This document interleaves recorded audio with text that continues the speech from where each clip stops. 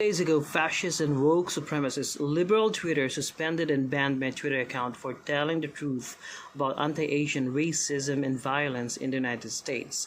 In my final post, which liberal fascist Twitter used to justify the banning of my account, I said that most of the anti-Asian violence, racism, and crimes in the US were perpetrated by black thugs, by black Americans in solid Democrat liberal cities in states like New York and California.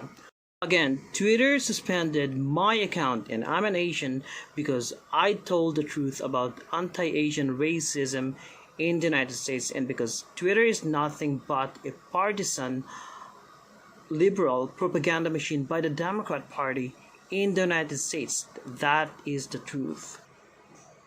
A string of violent attacks against elderly Asian Americans has law enforcement on alert. This surveillance video capturing an alleged assailant in California violently shoving an 84-year-old Thai American man to the ground. He died of his injuries days later. A 91-year-old man was pushed over in Oakland's Chinatown. The motivation has not yet been determined. In a 12-day period.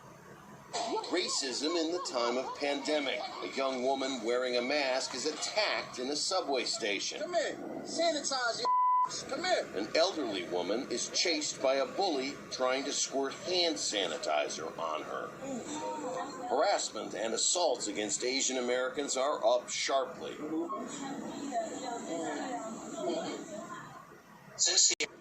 A train to work.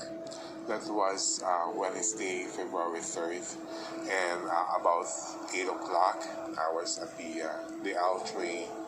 I stood there quietly.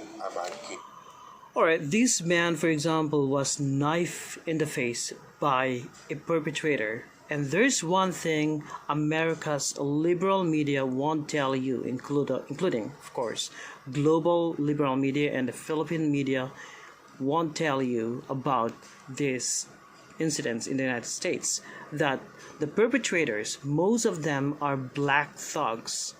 They won't tell you about the race of the perpetrators because they don't want to be accused of being a racist, when this is itself one proof of racism in liberal Democrat cities and states in the United States.